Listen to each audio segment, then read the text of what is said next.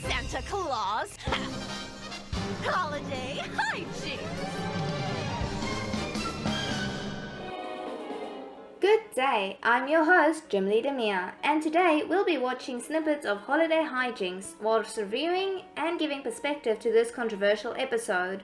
Rather than criticizing its plotline too harshly, keep in mind that this was a Christmas special aimed at a much younger audience believing in Santa. That doesn't mean there's nothing for older audiences. I've always enjoyed watching this episode as there is a sense of innocence in the actions of our heroes and insight into the past of our favorite clumsy villains. Santa Claus is a jinx. Yeah, so Jessie wants revenge on Santa for stealing her doll as a child, whom she believes is a jinx. They set in motion their plan to kidnap Santa. At the same time, Ash, Misty and Brock encounter a lost jinx that needs to get back to the North Pole. Let's pause it there for a second and look at some problems this episode and Snow Way Out encountered before being broadcasted. Holiday Hijinks and Snow Way Out was to be the Christmas special for 1997, but after children had seizures during Electric Soldier Porygon, Pokemon was cancelled for a few months, which made the Christmas special unnecessary by the time the anime was rebroadcasted the following year. Let's do a comment section sanity check first. Chronologically, these episodes are 39 and 40, although currently listed as episodes 65 and 66.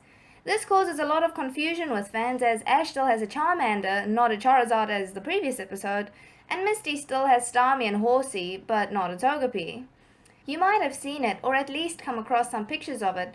It was quite an emotional episode in the later Indigo League series. Snow Way Out is not banned in any country and can be found on Netflix, DVD, video or Pokemon TV on occasion. As for the reason why Holiday Hijinks was banned, well, that's kind of Jinx's fault because it was charged with being a racist image, although Nintendo has insisted that Jinx's design was heavily influenced by Japanese mythology. Game theorists made a really good video about this, and you should check it out after this video. I'll put a link in the description. Come on, you guys! Full speed ahead indeed. Ash and friends decide to help Jinx make its way to the North Pole and reunite her with Santa Claus. And yeah, major plot dilemma, they journey to the North Pole on a homemade raft. And then super strong Ash pulls 2 humans and a humanoid Pokemon at a decent speed, rivaled by 4 water Pokemon. Really, I'm sure that could have been developed a bit better. All I can think of is that the creators decided that kids don't see limitations like adults. I need to go to the North Pole. Oh, cool, some wood. Let's build a raft. Ash swimming could be a symbol of determination against all odds or expectations. Or maybe I'm just trying to help them out there. Enter telepathic Lapras. How come you didn't just introduce yourself when you first saw us? I needed to be sure that your intentions were good. We're just trying to help. Yes, I know. You used all your strength to help bring Jinx back to Santa. That was very kind of you. The next bit of dialogue is my favorite from the episode. It teaches children that Christmas is a time of kindness and that one should always go out of their way to help a stranger in need. As per usual, just as they arrive at the North Pole with Lapras towing them along, Team Rocket appears and kidnaps Jinx. On the island, Team Rocket sees Santa themselves, which causes Jessie a lot of confusion. Better not cry. Santa Claus is coming with us. Come back! Give us back that Jinx! Maybe the Jinx that took my doll 10 years ago wasn't the real Santa Claus. Even though Jessie realizes her mistake in the identity of Santa Claus, it doesn't take away the fact that she never received presents after the Christmas her doll was taken. The trio ties Santa up, which prevents any Jinx from attacking in fear of their trainer getting hurt. Ash and Co bursts in, but they also get tied up by Team Rocket. This gives Jessie the time to confront Santa Claus. Now load up all the presents and we'll be on our Merry Christmas way.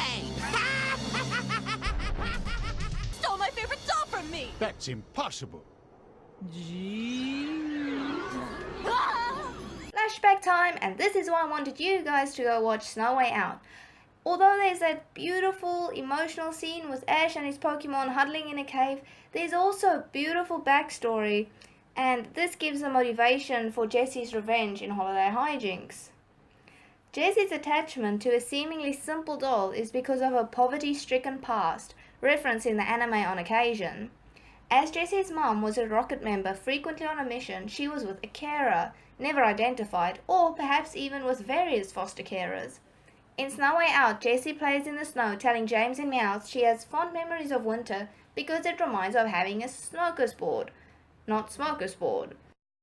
Her foster carer put different sauces on balls of fresh snow and presented it as a holiday treat. These are fond memories for Jessie, and she never realized that they just couldn't afford a large Christmas meal.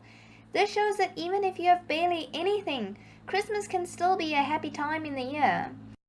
From this evidence, I believe that the doll that Jinx stole was not only Jessie's favorite doll, but it was her only doll, or at least one of a few, which makes her act of vengeance a lot more justified.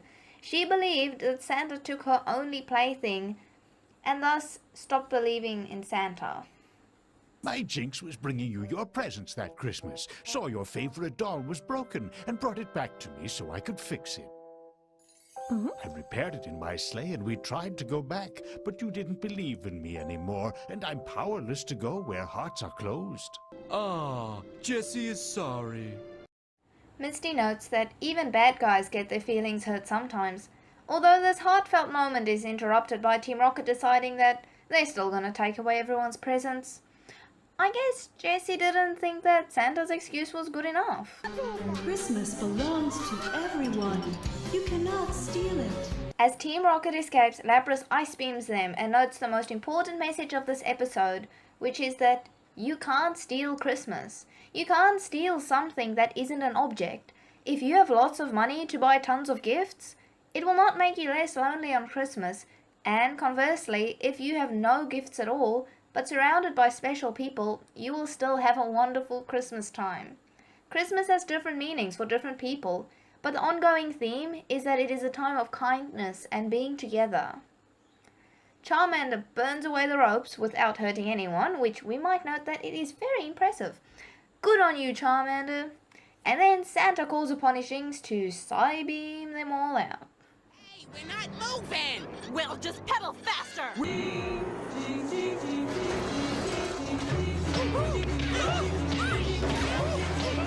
Whoa, intense explosion, true to the 90s style.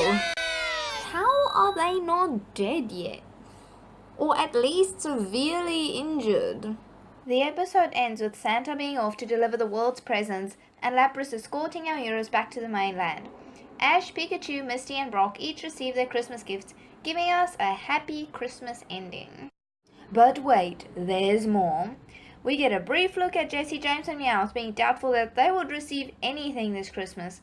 I'm not sure where the mansion on the cliff comes from and why, if it's an abandoned house, they see the need to stay in the same room. All I can think of is that this could have been Jessie's old room, with her own, in foster care, or even an abandoned orphanage. Good spot, regardless. Jinx appears and uses her lovely kiss to send Team Rocket off to their dreams. I suppose it's a way to tell children that even if you do bad things, you won't be judged forever, and people can still be kind to you after you have wronged them. Kind of a Jinx version of kiss and make up. I think it was unfortunate that the Japanese culture was mistaken for a racist image that was only made popular in North America known as blackface, which was a form of minstrel drama. There was ignorance on both ends, to be honest, but I feel like that shouldn't have justified banning this episode or even abandoning it.